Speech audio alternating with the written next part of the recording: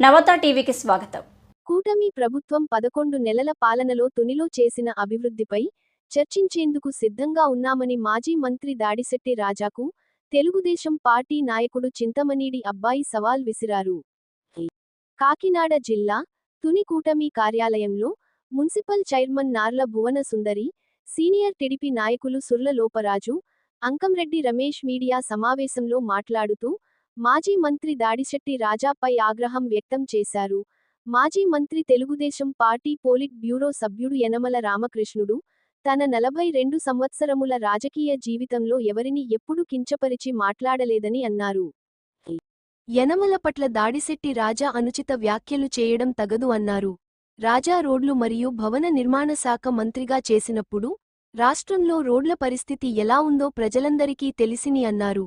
కనీసం తుని నియోజకవర్గంలోనైనా పాడైన రోడ్లు బాగు చేయించలేకపోయారని ఆయన ఎద్దేవా చేశారు.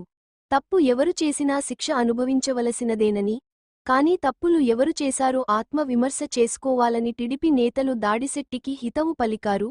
ఎమ్మెల్యే యనమల దివ్య నాయకత్వంలో తుని నియోజకవర్గ అభివృద్ధి పథంలో కొనసాగుతుందని అన్నారు.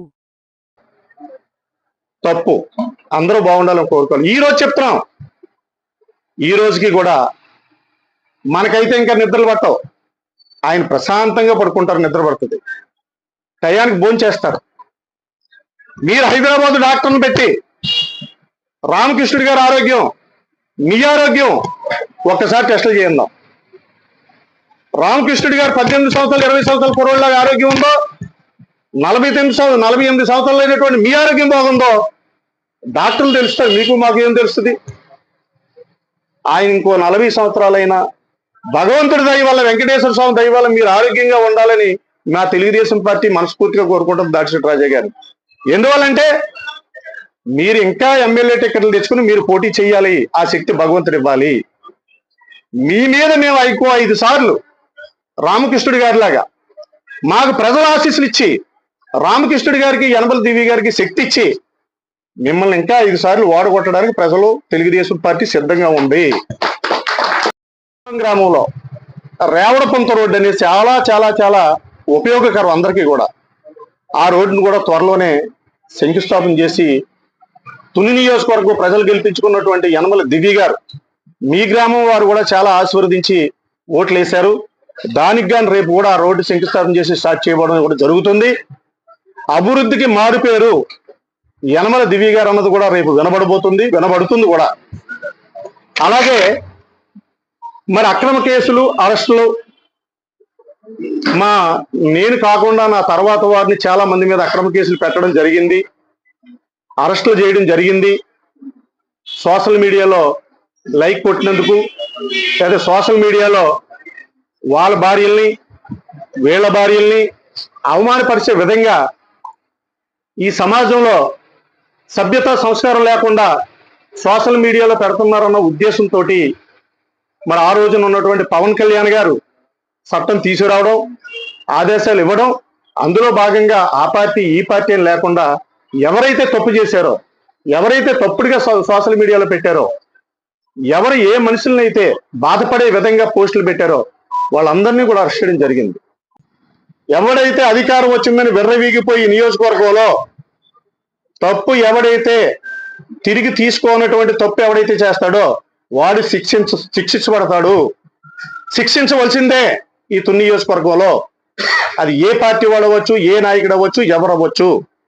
అందువలన మీరు మాట్లాడేటప్పుడు ఇంకెదటి పార్టీ వాళ్ళు లేరు, వాళ్ళు ఒక దేవుడిని నమ్ముకుని మరి సౌమ్యమైన మనుషులు, మనల్ని ఏమో అనరు, వాళ్ళు తిరగబడి మాట్లాడలేరు అనుకోవడం అన్నది మన తప్పు. ఎందువల్లంటే వాళ్ళకి అభివృద్ధి చేయడం తెలుసు, అవినీతి చేయడం తెలియదు. ఎదట మనుషుల్ని ఇబ్బంది పెట్టడం కానీ, ఎదట మనుషుల్ని చంపడం కానీ, ఎదట మనుషుల్ని అక్రమ కేసుల్లో పెట్టడం కానీ ఇటువంటి యనమల రామకృష్ణుడి గారికి కానీ, యనమల దివ్య గారికి కానీ ఉండవని మరొక్కసారి మీ మీడియా ద్వారా తెలియపరుస్తూ, మరి మీ అందరి దగ్గర మీడియా వారికి కూడా ధన్యవాదాలు తెలియపరుస్తూ సెలవు తీసుకుంటున్నాం. ఈరోజు 3 కోట్ల రూపాయలు గ్రాంట్ తుని మన రాష్ట్ర గవర్నమెంట్ నుంచి తీసుకొచ్చారు దివ్య గారు. అదే విధంగా 15 ఫైనాన్స్ అన్నది కామన్, అది సెంట్రల్ గవర్నమెంట్ వస్తుంది, గవర్నమెంట్ కంపల్సరీ చేస్తారు. అదే విధంగా కోడా నిధుల నుంచి 3 కోట్ల రూపాయలు రామకృష్ణ గారు వాళ్ళని డిమాండ్ చేయడం జరిగింది. మన తుడికి రావాల్సింది అది మీ 5 ఏళ్లలో 1 రూపాయి కూడా తీసుకురాలేదు కోడా నిధుల నుంచి మన మున్సిపాలిటీకి. కానీ రామకృష్ణ గారు దాని నుంచి 1,50 లక్షలు తీసుకొచ్చి బర్రెల గ్రౌండ్ కి 70 లక్షలు, మన కొత్త ఉపరిగూడానికి 80 లక్షలతో రోడ్లు వేయడం, ఇవన్నీ అభివృద్ధి కార్యక్రమంలో జరిగిన మాట వాస్తవం కాదా అన్నది మీరు ఒకసారి మీ ఆ వార్డులో ఉన్న నాయకులు మీరు అడగండి. అదే ఒకవేళ మీరు కావాల్సి వస్తే మనం వెళ్దాం, మేము దగ్గరుండి మేము కూడా చూపిస్తాం. అదే విధంగా ఇప్పుడు మా చైర్మన్ గారు చెప్పినట్టు వాటర్ ట్యాంక్ గురించి చెప్పారు. వాటర్ ట్యాంక్ అన్నది 17 లక్షల చిల్లర బిల్లు అయింది ఆల్రెడీ. బిల్లు 17,45,000 రూపాయలు బిల్లు అయింది. మీరు మీ సొంత డబ్బులు మీరు ఎవరికి ఇచ్చారో, ఏ విధంగా ఇచ్చారో, మరి మీ దగ్గర ఎవరైనా తీసుకొని ఆ విధంగా పట్టుకెళ్ళి మీ వాళ్ళు ఎవరైనా వాడుకున్నారో అన్నది అది మీరు గమనించుకోండి. కాకపోతే ఆన్ ది రికార్డ్ అంటారు కాబట్టి ఆన్ ది రికార్డ్ మున్సిపాలిటీలో ఉంది.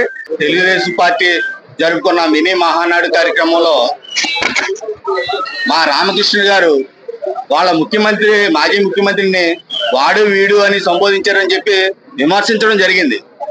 ఎందుకు విమర్శించారంటే అసలు రామకృష్ణుడు గారిని విమర్శించే హక్కు ఎవరికీ లేదు. ఎందుకంటే ఈ రామకృష్ణ గారి మీద నెపం వేసే అధికారం కానీ హక్కు కానీ ఎవరికి లేదు. ఎందుకంటే అటువంటి నాయకుడు, అటువంటి అనుభవశీలి, అటువంటి మంచి జ్ఞానం ఉన్న వ్యక్తి ఈ రాష్ట్రంలోనే కాదు ఈ దేశంలోనే లేరు.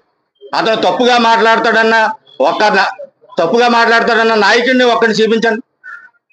నువ్వు ఇక్కడ లోకల్ లీడర్వే, నీకు ఏదో ప్రెస్ మీట్ పెట్టుకోవడానికి ఏదో కారణం కావాలని చెప్పి ఈ నెపం వేసే తప్పించి ఆయన ఎటువంటి తప్పు చేయడు. మీ వైసీపీ నాయకుల్లోనే ఎవరినైనా చెప్పించండి. రామకృష్ణ గారు ఈ 42 సంవత్సరాల రాజకీయ జీవితంలో ఎప్పుడైనా ఏ ఒక్కరినైనా కానీ గత కాంగ్రెస్ గవర్నమెంట్ లో కానీ వైసీపీ గవర్నమెంట్ లో కానీ ఏ లీడర్నైనా ఒక్క తప్పు మాట అన్నాడని అనిపించండి. ఈవేళ మీకు ప్రెస్ మీట్ పెట్టుకోవడానికి ఏదో ఒక కారణం, ఏదో ఒక సాకు కావాలని చెప్పి ఈ రోజు మీరు ఈ కారణం చూపించారు. అటువంటి తప్పుడు మాటలు, తప్పుడు విధానాలు మానాలి. మానకపోతే దానికి పరిణామాలు తీవ్రంగా ఉంటాయి. తర్వాత నియోజకవర్గం డెవలప్మెంట్ గురించి మాట్లాడారు. డెవలప్మెంట్ అనేది తెలుగుదేశం పార్టీ యనమల వారి చరిత్రలోనే ఉంది. ఎందుకంటే మీరు 5 సంవత్సరాల్లో కనీసం ఒక్క సిమెంట్ రోడ్డు మొక్క చూపించండి, మేము వస్తాం, ఆ సిమెంట్ రోడ్డు మీద నడుస్తాం. కానీ ఈ 7 నెలల్లో ఎగ్జాంపుల్ మా గ్రామం చూసుకుంటే నేను 35 లక్షలకు సంబంధించిన సిమెంట్ రోడ్లు వేయడం జరిగింది. నేను నడిపిస్తాను, ఆ రోడ్ల మీద మీ నాయకులు రండి.